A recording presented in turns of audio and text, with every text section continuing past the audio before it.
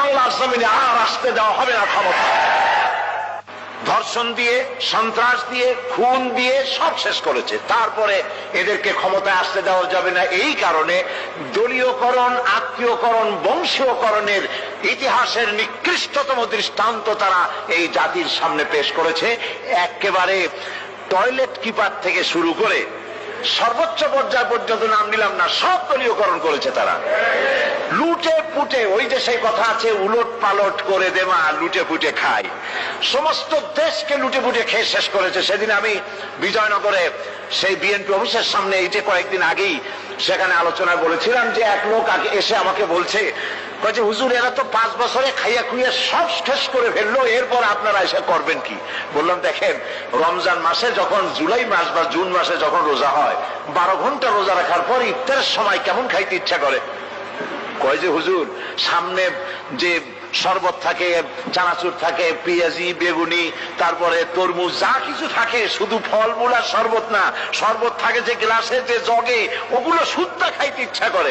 বললাম 12 ঘন্টা রোজা রেখে যদি গ্লাস ঘটি বাটি শুদ্ধা খাইতে ইচ্ছা করে, ওরা তো 21 বছর রোজা রাখছে, সমস্ত বাংলাদেশ চেটে পুটে খেয়ে সব শেষ করে দিয়েছে।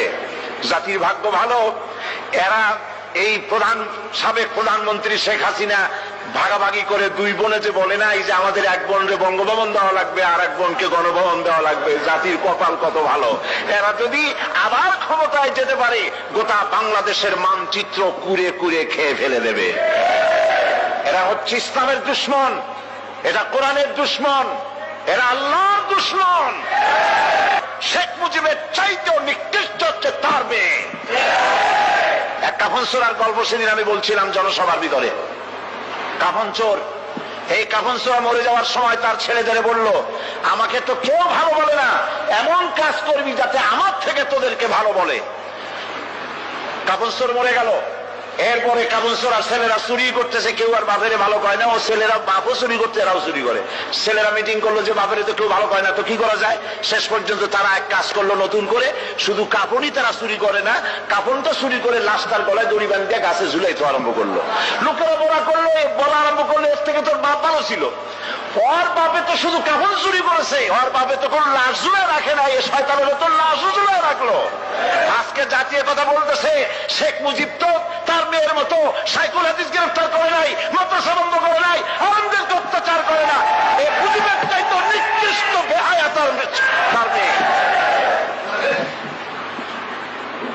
একজন মহিলা হয়ে তিনি মুসলমানের মেয়ে বলে দাবি করেন, আমরাও মনে করি একজন মুসলমানের মেয়ে, কিন্তু কোন মহিলা পরপুরুষের সাথে হাত মিলাতে পারে না, হারাম।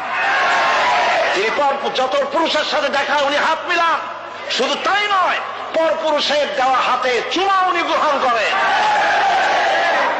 আমি পল্টনে বলেছিলাম, পার্লামেন্টে আমি বলেছি তার সামনে, আপনি মুসলমান, যেই কপালটা দিয়া কাবা শরীফে সেজদা করছেন, যেই কপালটা দিয়া মদিনায় সেজদা করেছেন রাসূলুল্লাহর রওজায়, রাসূলুল্লাহর মসজিদে, সেই কপালটা নিয়ে কলকাতায় গেলেন, আর কাফের গুজরাল আপনার কপালে যখন হাত দিল তিলক পরাবার জন্য, কেন আপনি বলতে পারলেন না, বেয়াদব, আমি মুসলমানের মেয়ে, আমার গায়ে তুই হাত দিতে পারিস না?